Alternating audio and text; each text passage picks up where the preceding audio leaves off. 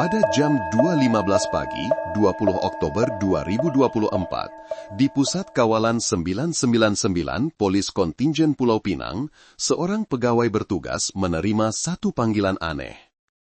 Di hujung talian hanya kedengaran bunyi nafas tercungap-cungap dan gementar, bercampur dengan bunyi kelam kabut, seolah-olah seseorang sedang cuba melarikan diri. "Hello, 999, boleh saya bantu, Puan?"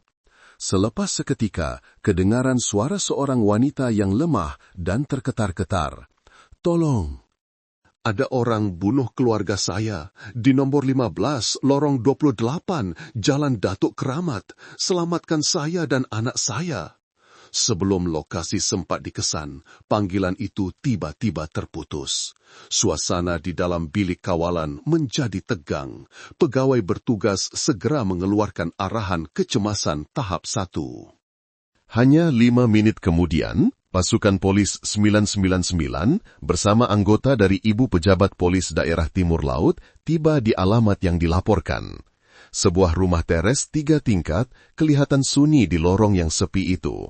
Pintu utamanya sedikit terbuka dan tidak berkunci. Keadaan di dalam gelap gelita dan senyap sunyi yang menakutkan.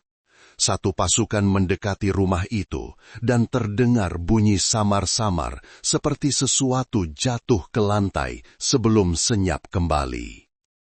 Arahan diberikan, pintu ditolak kuat dan cahaya lampu suluh menerangi segenap ruang rumah, menampakkan kesan-kesan aneh di lantai mozaik. Tiada siapa yang berkata apa-apa.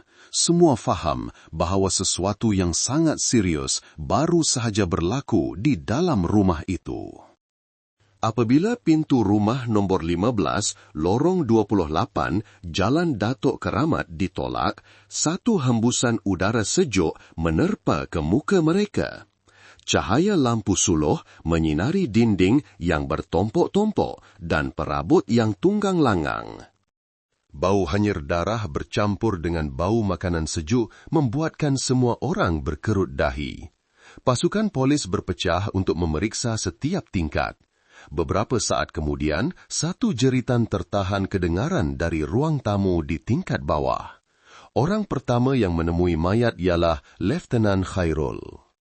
Di hadapannya, seorang lelaki berusia lingkungan 60 tahun dengan rambut beruban terbaring di atas sofa. Matanya terbeliak seolah-olah tidak percaya dengan apa yang telah berlaku. Terdapat beberapa kesan tikaman dalam di dadanya. Darah membasahi baju singlet putihnya. Televisyen masih terpasang, menyiarkan sebuah drama televisyen yang popular. Suaranya yang riuh sangat berbeza dengan suasana sunyi di dalam bilik itu. Lelaki itu ialah Encik Ahmad bin Kasim, pemilik rumah. Bergerak lebih dalam ke dapur, satu lagi pemandangan yang lebih mengerikan menanti.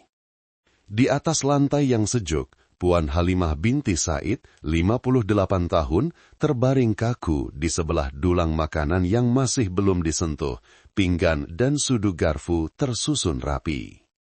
Terdapat satu kesan kelaran yang dalam dan kemas di lehernya, membuktikan senjata yang digunakan adalah pisau yang sangat tajam, dan serangan itu dilakukan dengan pantas. Seorang pegawai penyiasat berbisik, "Dia mati serta-merta, tidak sempat meminta tolong." Siasatan diteruskan ke kawasan tangga. Mayat lelaki kedua ditemui di pelantar antara tingkat 1 dan 2. Dia terbaring dalam keadaan mengerekot, sebelah tangannya menggenggam erat telefon bimbit yang skrinnya masih samar-samar menyala. Dia ialah Muhammad Faiz bin Ahmad, 32 tahun, anak lelaki Encik Ahmad dan Puan Halimah. Terdapat banyak kesan kecederaan pada badannya, terutamanya di tangan dan dada, menunjukkan telah berlaku pergelutan yang sengit. Berdasarkan kedudukan mayat dan kesan darah, pasukan forensik membuat kesimpulan bahwa Faiz mungkin coba melawan sebelum rebah. 3 mayat di 3 lokasi berbeda dalam rumah yang sama, semuanya adalah ahli keluarga. Perkara itu membuatkan pegawai penyiasat yang paling berpengalaman pun terdiam seketika. Ketika semua orang sedang memeriksa kesan-kesan bukti, tiba-tiba kedengaran tangisan lemah dari tingkat 2. Suara kanak-kanak yang halus dan gemetar datang dari bilik di hujung koridor. Anggota polis segera memecahkan pintu. Di dalam bilik yang gelap, sebuah almari pakaian lama kelihatan sedikit terbuka. Apabila pintu almari dibuka, satu pemandangan yang menyentuh hati semua orang terpapar. Seorang wanita muda memeluk erat seorang kanak-kanak berusia kira-kira 5 tahun. Kedua-duanya menggigil ketakutan, mata terbeliak, dan nafas mereka tersekat-sekat. Wanita itu ialah Siti Aisyah binti Razali, menantu dalam keluarga itu, dan juga orang yang telah membuat panggilan kecemasan tadi. Rambutnya kusut masai, pakaiannya tidak terurus, dan kedua-dua tangannya masih memeluk erat anak lelakinya sebagai naluri untuk melindungi. Dia tergagap-gagap, suaranya serak kerana ketakutan. Ada orang bunuh mereka, dia masih di luar sana. Seorang pegawai polis mendekati mereka dengan perlahan, menenangkan ibu dan anak itu sebelum membawa mereka keluar. Kanak-kanak itu dibalut dengan selimut milik seorang anggota polis, manakala Siti Aisyah kelihatan bingung, bibirnya pucat dan matanya cekung seolah-olah baru sahaja melihat neraka. Seluruh rumah itu segera ditutup. Pasukan teknikal forensik dikerahkan pada malam itu juga. Setiap kesan darah, setiap kesan tapak kasut, setiap calar pada pemegang tangga direkodkan. Di luar, jiran-jiran mula berkumpul, masing-masing terkejut. Tiada siapa yang percaya bahawa di dalam rumah yang dahulunya aman damai itu, dalam satu malam sahaja, 3 orang terbunuh dan seorang mangsa terselamat dalam keadaan trauma. Ketika jam menunjukkan pukul 3.10 pagi, pegawai bertugas mencatatkan baris pertama dalam laporannya. Tempat kejadian kes pembunuhan yang sangat serius. 3 orang maut di tempat kejadian, seorang wanita dan seorang kanak-kanak terselamat. Tiada siapa yang tahu bahawa wanita itu, Siti Aisyah, akan menjadi tumpuan utama dalam satu siasatan yang penuh dengan percanggahan dan misteri. Sejurus selepas ditemui, Siti Aisyah dan anak lelakinya dibawa ke hospital untuk rawatan kecemasan dan menstabilkan keadaan psikologi mereka. Kanak-kanak itu dijaga oleh doktor di bilik berasingan, manakala Siti Aisyah masih dalam keadaan trauma, mukanya pucat lesi dan pandangannya kosong. Pegawai penyiasat mengambil masa hampir sejam untuk menenangkannya sebelum dia boleh mula bercakap dengan lebih jelas. Suaranya bergetar, kadang-kadang terhenti, tetapi jalan ceritanya jelas sehingga menakutkan. Dia berkata, kejadian itu berlaku dalam beberapa minit sahaja ketika seluruh keluarga sedang menonton televisyen di ruang tamu. Masa itu lebih kurang pukul 10 malam, ayah dan ibu mentua saya sedang menonton drama, suami saya pula sedang bermain telepon. Saya sedang mengemas pinggan mangkuk di dapur. Tiba-tiba, ada bunyi kuat di pintu. Seorang lelaki berpakaian serba hitam dengan muka bertutup dan memakai topi masuk. Dia menceritakan bahawa lelaki itu tidak berkata apa-apa, hanya memegang pisau dan terus meluru ke arah bapa mentuanya. Encik Ahmad tidak sempat bertindak balas dan rebah di atas sofa.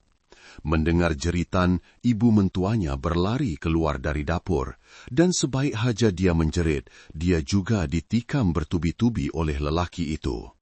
Seluruh rumah bergema dengan jeritan, bunyi perabot terbalik dan bunyi pisau yang dihayun. Suami saya berlari keluar untuk menghalangnya. Mereka bergelut, saya nampak darah terpercik ke dinding. Faiz ditikam dan rebah di pelantar tangga. Saya sangat takut, tak sempat fikir apa-apa, cuma tahu ambil anak saya lari ke bilik dan bersembunyi di dalam almari. Dia berkata, semasa bersembunyi, dia masih mendengar bunyi tapak kaki yang berat bergerak di dalam rumah, berselang-seli dengan kata-kata makian yang penuh kemarahan. Suara pembunuh itu serak dan dia menyebut ayat-ayat seperti, "Padan muka kau, biar kau tahu sebab hutang." Kata-kata itu membuatkannya percaya serangan itu berkaitan dengan hutang suaminya Faiz. Menurutnya, baru-baru ini Faiz ada membuat perniagaan dengan beberapa orang kawan, meminjam sejumlah wang yang besar dan pernah diugut. Saya pernah dengar dia bercakap di telepon dengan seseorang, suaranya sangat tegang. Bila saya tanya, dia kata jangan risau, semua urusan perniagaan. Saya tak sangka jadi macam ni. Apabila pihak polis bertanya mengapa dia tidak dapat melihat wajah pembunuh dengan jelas, dia menunduk dan berkata perlahan, "Dia tutup semua. Saya hanya nampak kilauan pisau dan terus tarik anak saya bersembunyi. Saya tak berani bernafas kuat." Cerita Siti Aisyah membuatkan semua orang di dalam bilik soal siasat itu meremang bulu roma. Seorang pegawai yang mencatat nota berkata, keterangannya tersusun dan jelas, tiada percanggahan. Namun kesahihannya perlu disahkan kerana semua kejadian berlaku terlalu cepat. Apabila ditanya tentang masa dia membuat panggilan kecemasan, dia menceritakan, saya dengar dia turun ke tingkat bawah. Saya sangka dia dah pergi. Barulah saya berani ambil telefon dan hubungi 999. Tapi baru cakap beberapa ayat, saya dengar bunyi tapak kaki mendekat. Saya panik dan terus matikan telefon. Sampai di situ, dia menangis teresak-esak. Seluruh badannya menggigil, tangannya masih menggenggam erat hujung selimut. Pakar psikologi terpaksa menangguhkan sesi soal siasat untuk membiarkannya berehat. Di luar bilik hospital, para penyiasat segera membandingkan keterangannya dengan keadaan di tempat kejadian. Memang benar seperti yang dikatakannya. Kedudukan mayat, arah percikan darah, dan kesan tapak kasut semuanya sepadan dengan keterangannya. Namun, beberapa butiran masih menimbulkan keraguan kepada pasukan khas itu. Tiada tanda-tanda rumah dipecah masuk dari luar, pintu utama hanya tertutup rapat dan tidak dirosakkan, dan yang paling penting, keseluruhan sistem kamera litar tertutup CCTV di dalam rumah telah dirosakkan. Semua ini menyebabkan Senior Asisten Komisioner SAC Tuan Azman, Ketua Jabatan Siasatan Jenayah, mengarahkan tempat kejadian dikekalkan dan satu fail khas dibuka. Mengenai Siti Aisyah, disebabkan keadaan mentalnya yang lemah, dia dipindahkan ke wad rawatan khas dengan pemantauan pakar psikologi 24 jam. Sebelum dibawa ke bilik rehat, dia masih menggenggam erat tangan anaknya, Adam, yang baru berusia 5 tahun. Budak itu tidak berkata apa-apa, hanya merenung kosong ke hadapan. Semua yang berada di situ merasakan perkara yang sama. Mata kanak-kanak itu seolah-olah menyimpan sesuatu yang belum dapat diluahkannya. Kes itu mula disiasat dengan hipotesis awal, satu kes balas dendam akibat konflik perniagaan, pembunuh bertindak pantas, mempunyai niat, dan mungkin mengenali keluarga mangsa. Tetapi tiada siapa yang menyangka bahwa keterangan yang kelihatan jelas ini sebenarnya adalah kabus pertama yang menyelubungi kebenaran yang mengerikan di sebaliknya. Selepas keterangan Siti Aisyah, satu pasukan petugas khas ditubuhkan pada 20 Oktober 2024, diketuai secara langsung oleh SAC Tuan Azman, Ketua Jabatan Siasatan Jenayah, JSJ. Pasukan khas itu dibahagikan kepada 3 kumpulan, pemeriksaan tempat kejadian, menjejaki hubungan mangsa, dan memburu suspek berdasarkan bukti fizikal. Pagi itu, lorong 28 ditutup sepenuhnya. Di bawah cahaya matahari yang pucat, pita kuning polis kelihatan menonjol di kawasan perumahan yang dahulunya aman. Jiran-jiran berdiri dari jauh, berbisik-bisik dalam ketakutan. Keluarga baik macam tu, siapa yang tergamak buat macam ni? Dengar kata ada budak kecil yang selamat, kasihan betul. Di dalam rumah, pasukan forensik bekerja tanpa henti. Mereka merekodkan dengan teliti setiap kesan darah, arah kelaran, kesan tapak kasut, dan juga kedudukan perabot yang dialihkan. Tetapi semakin teliti mereka bekerja, semakin mereka mendapati semuanya terlalu bersih. Tiada tanda pencerobohan dari luar, tiada kesan pintu diumpil, tiada kesan lumpur, dan tiada bukti yang mencurigakan selain daripada barang milik keluarga. Pisau yang digunakan untuk membunuh tidak ditemui. Tiada cap jari asing, malah sistem CCTV di dalam rumah juga dipecahkan dan perakannya hilang. SAC Tuan Azman termenung lama di hadapan skrin, membesarkan gambar-gambar dari tempat kejadian. Dia berkata perlahan kepada pembantunya, pembunuh ini bukan amatir. Dia tahu cara menghapuskan bukti, atau dia sangat mengenali rumah ini. Satu hipotesis baru dikemukakan, pelaku mungkin kenalan rapat atau ahli keluarga mangsa. Kerana jika orang asing sangat sukar untuk bergerak di dalam rumah 3 tingkat tanpa membuat bising, dan tahu pula kedudukan CCTV untuk dirosakkan. Sementara itu, pasukan siasatan kedua mula menjejaki hubungan keluarga mangsa. Muhammad Faiz, si suami, dikenali sebagai seorang juruteknik elektronik yang baik hati dan tidak banyak bergaul. Beberapa rakan sekerja memberitahu dia pernah melabur bersama rakan dalam bidang peralatan elektrik tetapi gagal dan berhutang kira-kira RM50,000.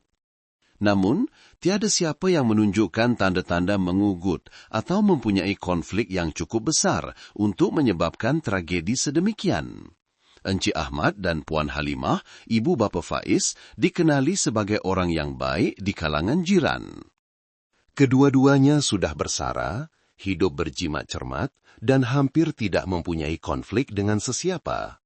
Jiran-jiran menceritakan bahwa rumah itu kadang-kadang kedengaran pertengkaran antara ibu mentua dan menantu, tetapi rumah mana yang tiada pergaduhan? Butiran itu dicatat tetapi buat sementara waktu tidak dianggap sebagai fokus utama. Fokus utama sekarang masih pada usaha mencari pembunuh tanpa nama yang digambarkan oleh Siti Aisyah. Para penyiasat memeriksa seluruh kawasan dalam radius 2 km dari tempat kejadian, memeriksa CCTV dari rumah penduduk, kedai runcit, stasiun minyak, dan persimpangan jalan. Tetapi sehingga penghujung hari, tiada satupun CCTV yang merakam sesiapa yang mencurigakan masuk atau keluar dari kawasan itu antara jam 9 malam hingga 2 pagi.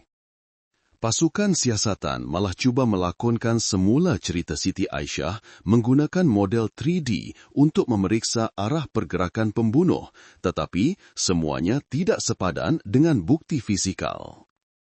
Menurutnya, pembunuh lari melalui pintu utama, tetapi kesan darah berhenti di pelantar tangga, tiada kesan yang berlarutan keluar. Seorang penganalisis tempat kejadian berpendapat, mungkin dia menukar kasut atau membersihkan jejaknya, tetapi ada juga kemungkinan pembunuh tidak pernah melarikan diri melalui arah itu. Soal-soal terus timbul tanpa jawaban.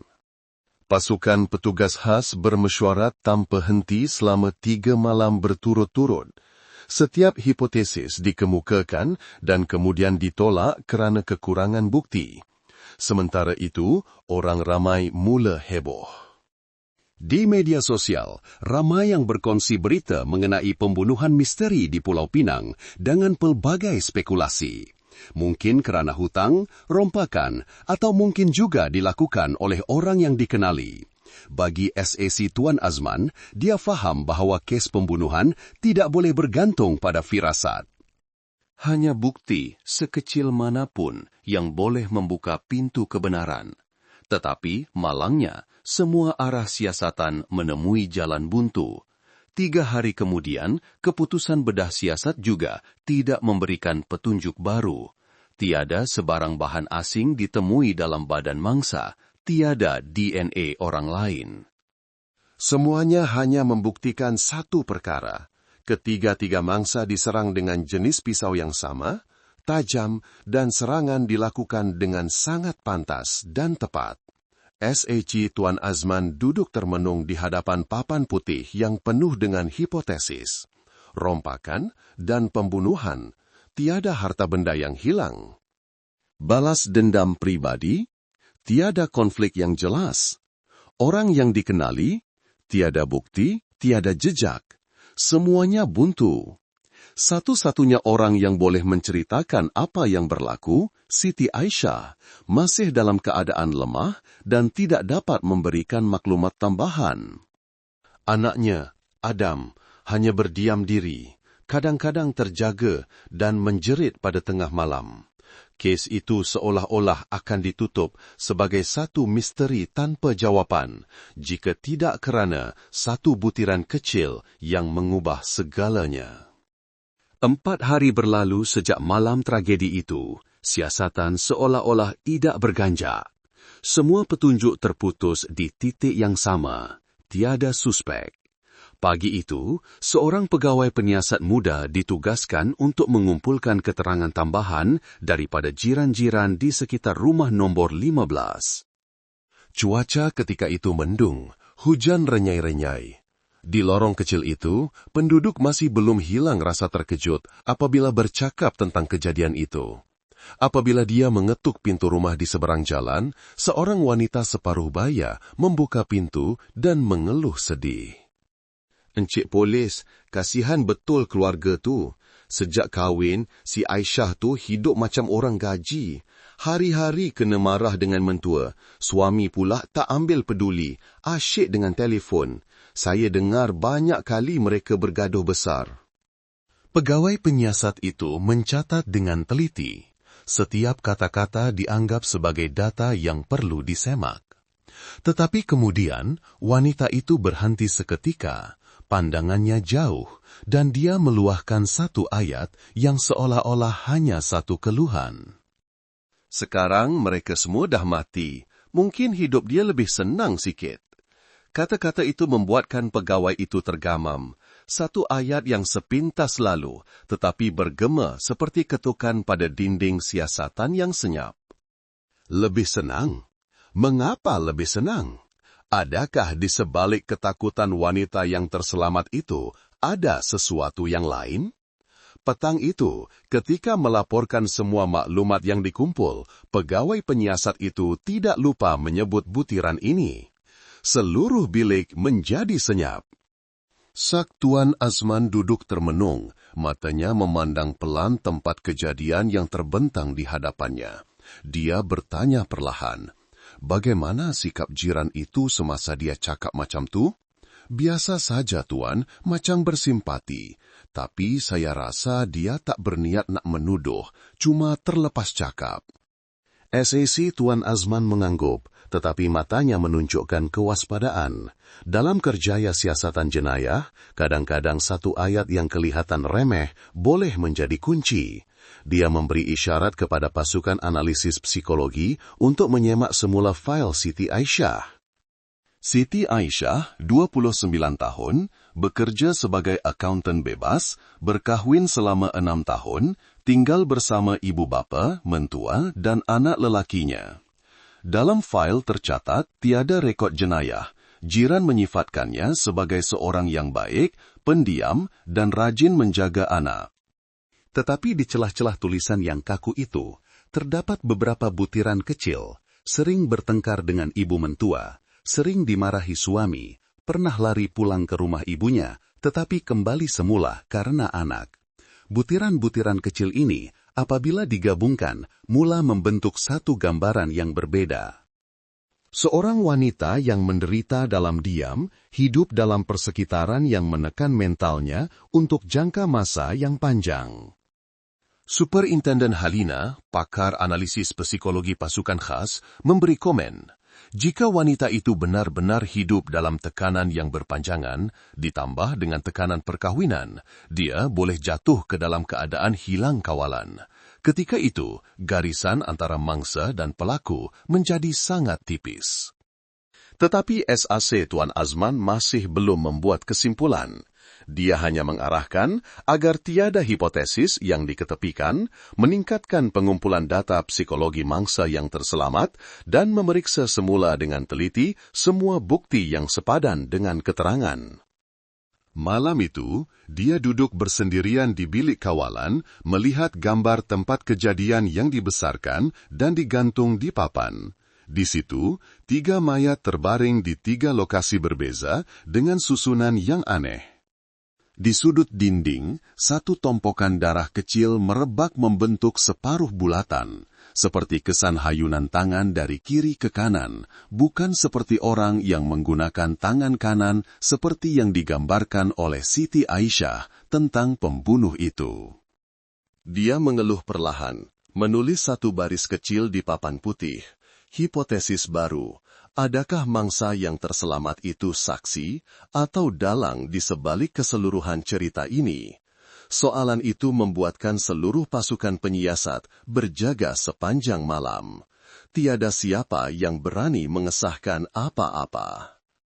Kerana jika hipotesis itu benar, kes ini bukan sahaja satu tragedi keluarga, tetapi juga satu lakonan sempurna yang dirancang oleh wanita yang disimpati semua orang. Hari-hari berikutnya, suasana di hospital tempat Siti Aisyah dan anaknya dirawat menjadi sunyi sepi. Selepas kejutan awal, Siti Aisyah beransur pulih, tetapi masih pendiam, kadang-kadang menangis apabila ada yang menyebut tentang suami atau mentuanya. Anaknya, Adam, yang baru berusia 5 tahun, masih enggan bercakap dengan sesiapa pun. Berkali-kali apabila dokter bertanya, budak itu hanya diam, matanya yang hitam merenung kosong, seolah-olah sedang mengingati sesuatu yang dia sendiri tidak berani sebutkan. Pasukan khas memutuskan untuk meminta bantuan Superinden Dokter Halina, seorang pakar terkemuka dalam bidang analisis psikologi kanak-kanak yang menjadi saksi keganasan. Dr. Halina tidak banyak bertanya, dia hanya duduk bermain dengan Adam menggunakan aktivitas melukis untuk membantunya membuka diri. Pada mulanya, lukisan budak itu hanyalah contengan biasa, matahari, rumah, beberapa garisan melengkung yang melambangkan rumput. Tetapi pada 1 pagi Rabu, Adam tiba-tiba mengambil krayon merah dan mewarna dengan kuat di atas kertas putih. Lukisan itu, yang pada mulanya kelihatan seperti permainan kanak-kanak, membuatkan Dr. Halina tergamam apabila melihatnya dengan teliti. Budak itu melukis 4 orang di dalam sebuah bilik. 3 orang terbaring di lantai, dikelilingi tompokan merah. Orang keempat adalah seorang wanita berambut panjang yang sedang berdiri, di tangannya memegang objek melengkung seperti pisau. Dr. Halina bertanya perlahan dengan suara yang lembut seperti berbual. Adam, lukis siapa nih? Budak itu menjawab dengan selamba tanpa teragak-agak. Ibu. Ibu pegang pisau. Pada saat itu, suasana di dalam bilik seakan terhenti. Wajah dokter wanita itu berubah. Dia tidak berani bertindak balas dengan tergesa-gesa, hanya mengangguk perlahan dan bertanya lagi. Ayah dengan atuk dan nenek mana? Budak itu menunjuk ke arah 3 orang yang terbaring dalam lukisan itu. Suaranya sangat perlahan. Mereka tidur, ibu kata jangan takut. Dokter? Halina menggenggam lembut tangan budak itu, merasakan satu kedinginan menjalar di tulang belakangnya.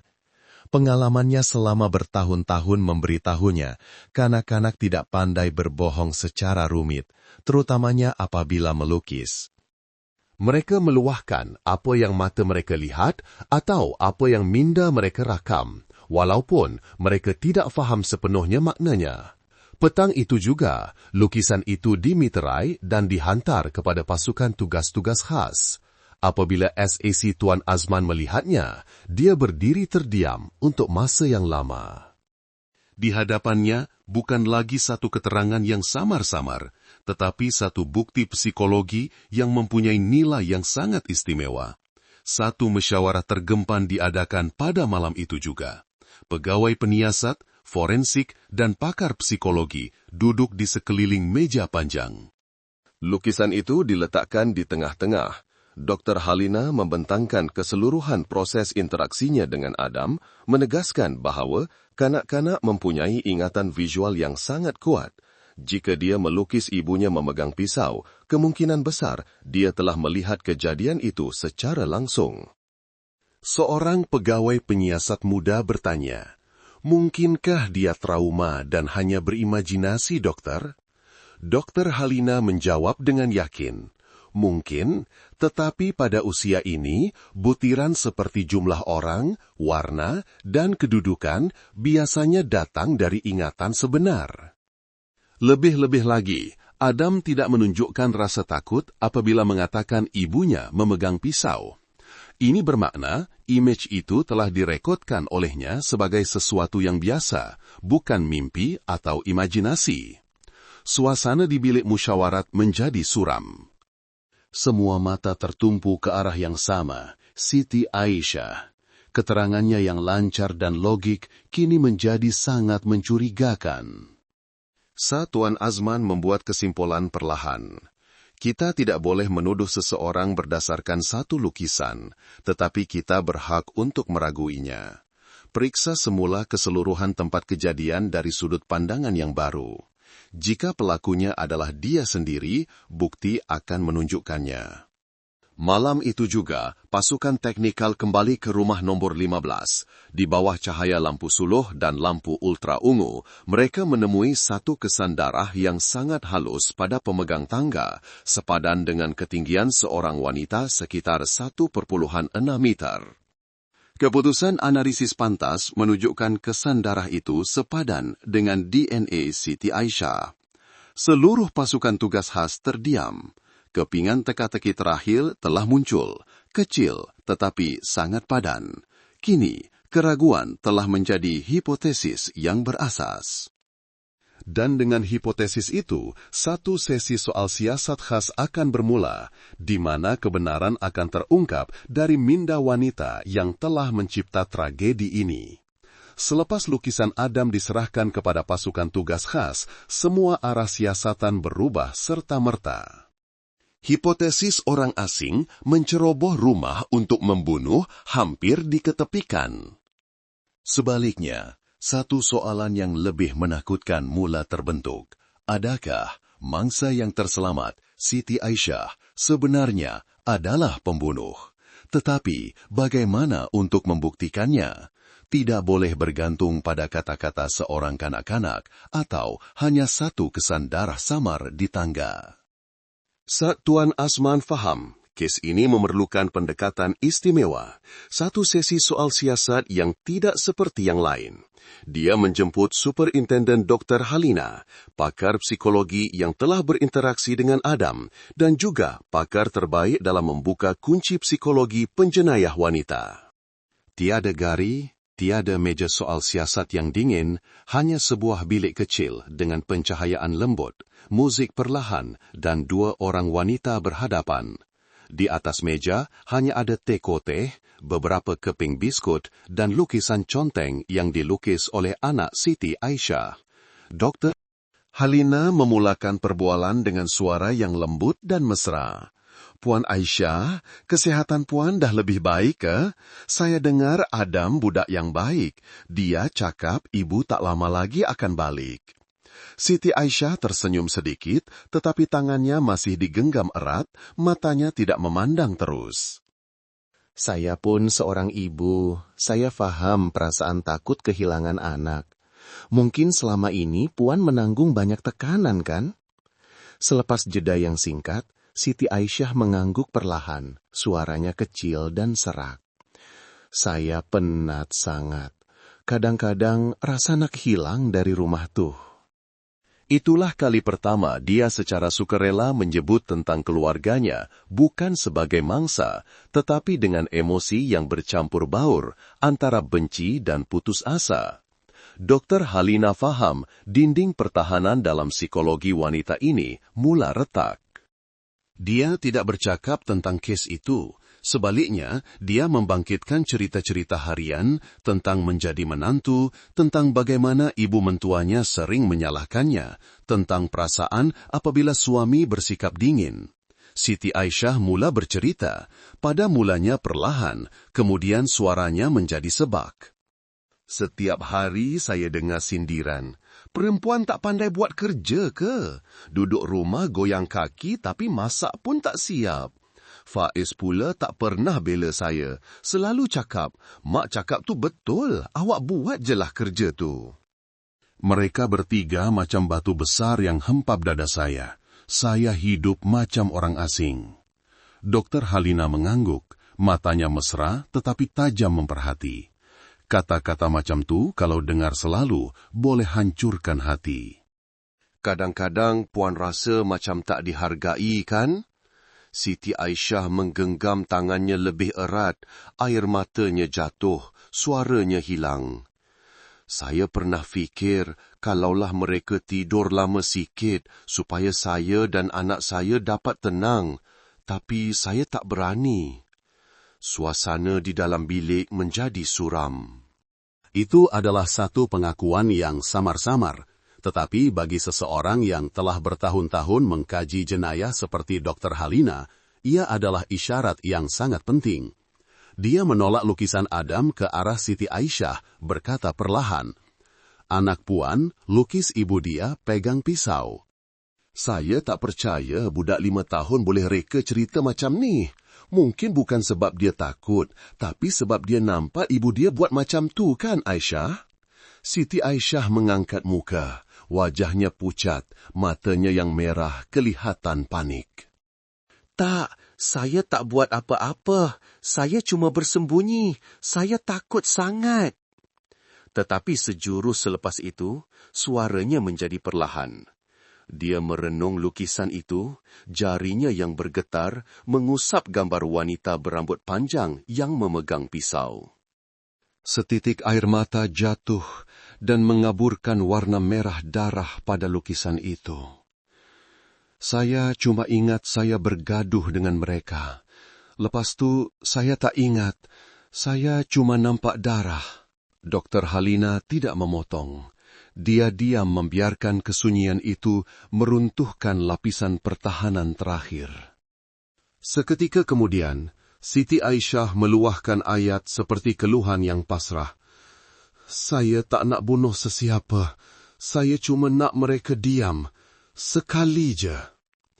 Ayat itu begitu perlahan sehingga tiada siapa sangka ia adalah titik permulaan kebenaran. Selepas lebih 2 jam berbual, Dr. Halina keluar dari bilik berkata perlahan kepada SAC Tuan Azman, dia berada di sempadan antara mengaku dan menafikan. Tapi yang pasti, dia bukan lagi mangsa. Kita perlukan 1 langkah lagi. SAC Tuan Azman mengangguk. Dia faham, sesi soal siasat istimewa ini bukan hanya untuk mendapatkan pengakuan, tetapi untuk menyedarkan nurani seorang wanita yang terdesak. Dengan 1 sentuhan kecil, kebenaran akan terungkap, bukan dengan paksaan, tetapi dengan kesakitan yang diciptanya sendiri dan harus dihadapinya. Dan apabila itu berlaku, air mata akan menjadi bukti yang paling jujur. Kerana kadang-kadang jenayah tidak bermula dari kebencian, tetapi dari hati yang terlalu penat, terlalu terluka, dan tiada jalan keluar. 3 hari selepas sesi soal siasat istimewa itu, Superintenden Dr. Halina bertemu semula dengan Siti Aisyah di bilik yang sama. Kali ini tiada lagi tangisan, tiada lagi pandangan ketakutan. Siti Aisyah duduk diam untuk masa yang lama, memandang keluar tingkap di mana cahaya matahari pagi menembusi dengan suram. Ada sesuatu dalam matanya. 1 kepasrahan, tetapi juga penerimaan. Dr. Halina berkata lembut, "Puan Aisyah, beberapa hari ini saya banyak fikir tentang kata-kata Puan. Saya cuma nak mereka diam. Saya percaya Puan tak sengaja nak bunuh sesiapa, tapi kebenaran masih menunggu untuk Puan ceritakan." Suasana senyap. Hanya bunyi detik jam di dinding. Kemudian suara Siti Aisyah kedengaran perlahan, serak dan tersekat-sekat.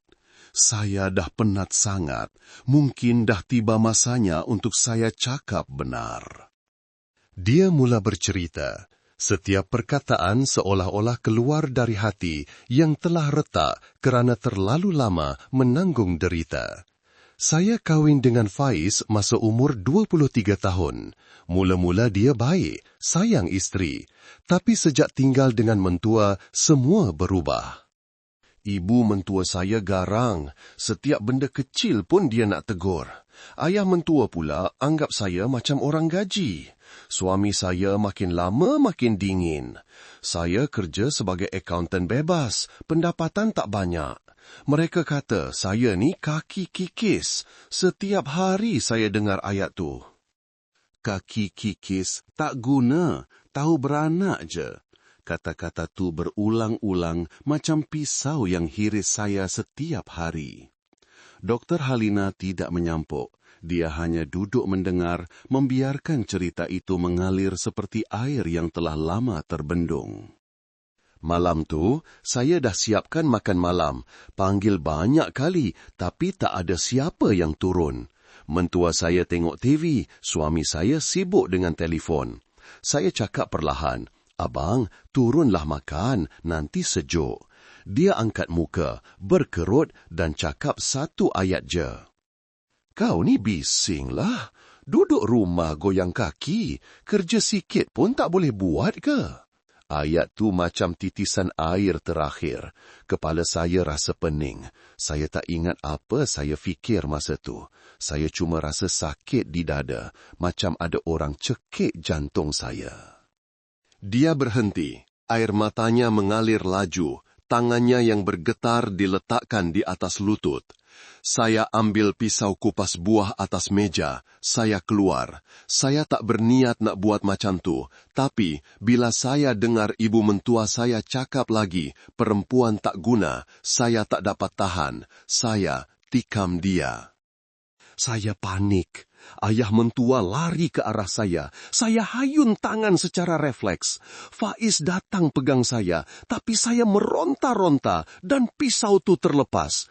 Bila saya sedar, mereka bertiga dah terbaring kaku. Bilik itu senyap sunyi. Siti Aisyah menyambung, suaranya hampir berbisik.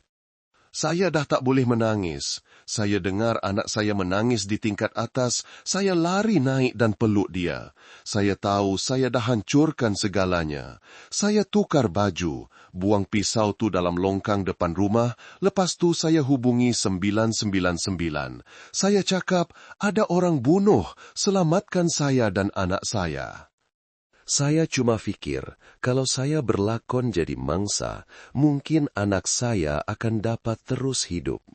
Sampai di situ, dia merebahkan mukanya ke meja dan menangis teresak-esak. Tangisan itu bukan lagi karena takut, tetapi karena penyesalan. Dr. Halina mendekatinya, meletakkan tangan di bahunya. Dia tidak menghukum, hanya berkata perlahan, "Aisyah, kadang-kadang jenayah tidak lahir dari niat jahat, tetapi dari kesakitan yang tidak tertanggung. Tapi walau apapun, kebenaran perlu dikembalikan kepada mereka yang telah pergi dan kepada nurani Puan sendiri." Siti Aisyah mengangkat muka, matanya merah, tetapi pandangannya tidak lagi mengelak. Saya tahu, saya sanggup terima apa saja hukuman.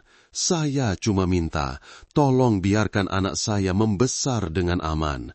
Jangan biarkan dia tahu ibunya yang buat semua ni. Sesi soal siasat berakhir dalam senyap. Di luar, SAC Tuan Azman berjalan perlahan di koridor hospital. Malam semakin larut, angin sejuk menyelinap masuk melalui tingkat. Dia berkata perlahan kepada rakan sekerjanya, "Ada kes yang tak perlu kita menjerit untuk selesaikannya. Cukup dengan setitis air mata." Dan pada malam itu, air mata Siti Aisyah telah menutup semua keraguan, membuka kebenaran yang paling menyakitkan dalam kes lukisan gelap. Seminggu selepas mengaku bersalah, Siti Aisyah dibawa kembali ke rumah lamanya di nombor 15, Lorong 28, Jalan Datuk Keramat, untuk melakonkan semua kejadian. Cuaca hari itu mendung, awan kelabu menutupi langit. Angin awal pagi yang sejuk membuatkan lorong yang sunyi itu bertambah suram. Apabila kendaraan polis berhenti, Siti Aisyah melangkah turun, tangannya digari, tetapi langkahnya perlahan dan berat. Matanya terpaku pada pintu kayu lama, tempat yang pernah membuka begitu banyak kenangan makan bersama, gelak tawa, dan juga tempat bermulanya tragedi. Puluhan penduduk berdiri di luar dalam diam, tiada siapa yang memaki hamun, hanya pandangan sayu dan keluhan perlahan. Mereka kasihan kepada mangsa yang telah meninggal, tetapi juga kasihan kepada wanita yang telah kehilangan dirinya sendiri. SAC Tuan Azman melangkah ke hadapan, mengangguk memberi isyarat kepada pasukannya untuk bermula. Gari Siti Aisyah dibuka dalam lingkungan kawalan dan dia diarahkan untuk melakonkan semula tindakannya pada malam itu, langkah demi langkah. Suaranya bergetar, cuba bertenang. Saya di dapur, dengar mereka bergaduh. Ibu mentua kata saya tak guna. Saya pusing, ambil pisau atas meja. Saya keluar. Dan saya tikam dia. Lepas tu ayah mentua datang. Saya hayun tangan. Faiz, dia pegang saya. Saya dah tak tahu apa-apa lagi. Setiap ayat adalah seperti tikaman pada nuraninya sendiri. Rumah itu terasa sejuk dan menyesakan. Anggota polis yang berdiri di sekeliling hanya diam. Hanya bunyi pen mencatat dan bunyi kamera merakam setiap sudut. Apabila lakonan semula selesai, Siti Aisyah terduduk di tengah tangga, tempat suaminya rebah. Dia menyentuh anak tangga yang telah bertukar warna, berbisik, "Abang, Aisyah minta maaf. Aisyah cuma nak semua orang berhenti marah Aisyah. Aisyah tak sangka jadi macam ni." Dokter Halina yang menyaksikan segalanya hanya mampu memandang dalam diam. Dia faham, pada ketika ini, wanita itu bukan lagi penjenayah yang degil, tetapi seorang insan yang hancur sepenuhnya kerana kesilapannya sendiri. Di luar, anak lelakinya dibawa oleh datuk dan neneknya, tetapi tidak dibenarkan bertemu ibunya. Budak itu memandang kebingungan ke arah rumah yang ditutup dengan pita polis, bertanya perlahan, "Ibu mana?" Tiada siapa yang menjawab, hanya neneknya yang menahan sebak sambil menggenggam erat tangannya. Lakonan semula berakhir hampir tengah hari. Siti Aisyah dibawa pergi, hilang dalam cahaya lampu kenderaan. Di belakangnya, rumah 3 tingkat itu berdiri kaku seperti saksi bisu tragedi. Penduduk pulang dalam diam, tiada lagi kata-kata. Kerana semua faham, kadang-kadang perkara yang paling menakutkan bukanlah jenayah itu sendiri, tetapi kesunyian dan luka yang dipendam terlalu lama. Apabila ia meletus, ia boleh mengubah seorang ibu yang penyayang menjadi pembunuh. Dan apabila senja tiba, yang tinggal hanyalah kenangan pahit sebuah keluarga yang pernah bahagia. Pada 1 pagi bulan Mac, cuaca di Georgetown cerah berawan. Angin bertiup sepoi-sepoi di perkarangan Mahkamah Tinggi. Puluhan orang awam telah hadir sejak awal pagi. Semua mahu menyaksikan perbicaraan wanita yang telah menggemparkan kawasan perumahan mereka. Siti Aisyah binti Razali, 29 tahun, tertuduh dalam kes pembunuhan keluarga yang mengejutkan pada akhir tahun 2024. Bilik mahkamah tidak besar, tetapi suasananya berat dan menyesakan. Siti Aisyah duduk diam di dalam kandang tertuduh. Rambutnya diikat kemas, wajahnya cengkung dan pucat. Di hadapannya, gambar 3 mangsa diletakkan di atas meja bahan bukti. Suami, bapa mentua, dan ibu mentua, orang-orang yang pernah menjadi dunianya, dan juga orang-orang yang telah pergi di tangannya sendiri. Apabila hakim memulakan bicara, semua bunyi di dalam dewan senyap. Setiap pertuduhan dibacakan, tidak lantang, tetapi dingin dan jelas. Tertuduh, Siti Aisyah binti Razali telah dengan sengaja menggunakan sebilah pisau kupas buah untuk menyebabkan kematian 3 ahli keluarganya. Perbuatan jenayah ini adalah amat serius, mengakibatkan kesan yang tragis dan menggemparkan masyarakat. Setiap ayat seperti pisau yang menusuk hati pendengar. Tetapi anehnya, Siti Aisyah tidak bertindak balas, tidak meraung, tidak merayu. Dia hanya duduk menunduk, tangannya digenggam erat, seolah-olah telah bersedia untuk hari ini sejak sekian lama. Apabila diberi peluang untuk memberi kenyataan terakhir, dia berdiri, suaranya sedikit bergetar, tetapi jelas. Saya tahu, tiada kata maaf yang boleh menebus kesalahan yang telah saya lakukan.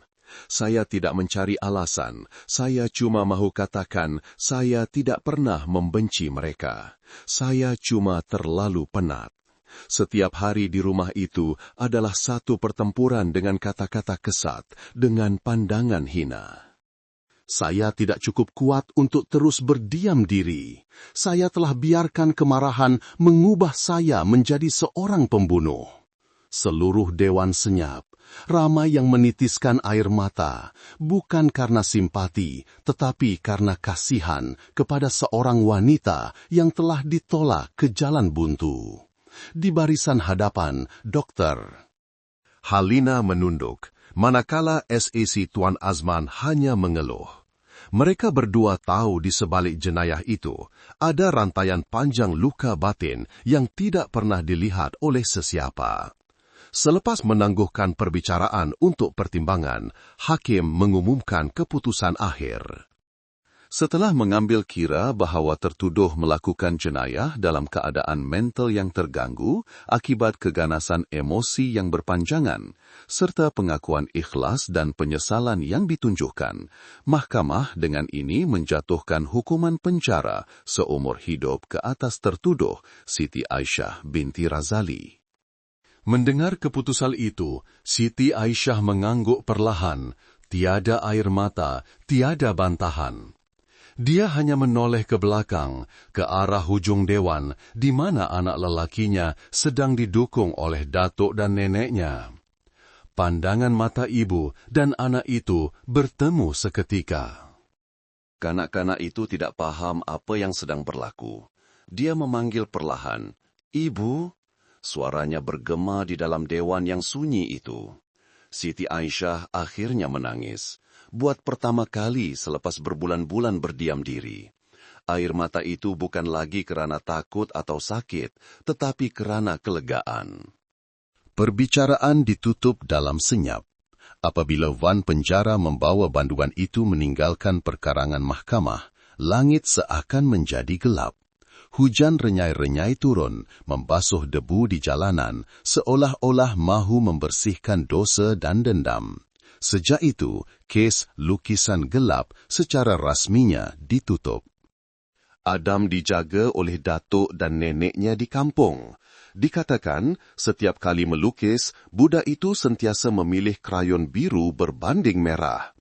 Kerana dalam mindanya yang masih muda, mungkin warna merah telah terikat dengan satu kenangan pahit yang tidak akan dilupakan seumur hidupnya. Bagi mereka yang terlibat dalam siasatan kes ini, tiada siapa yang menganggapnya sebagai satu kejayaan. SAC Tuan Azman pernah berkata, tiada penjahat yang dilahirkan hanya untuk membunuh. Ada tragedi yang berpunca daripada kesunyian yang berpanjangan, dari luka batin yang tidak dipedulikan. Dan memang benar, cerita ini bukan sahaja sebuah kes pembunuhan, tetapi satu amaran yang mendalam tentang keganasan emosi dalam keluarga.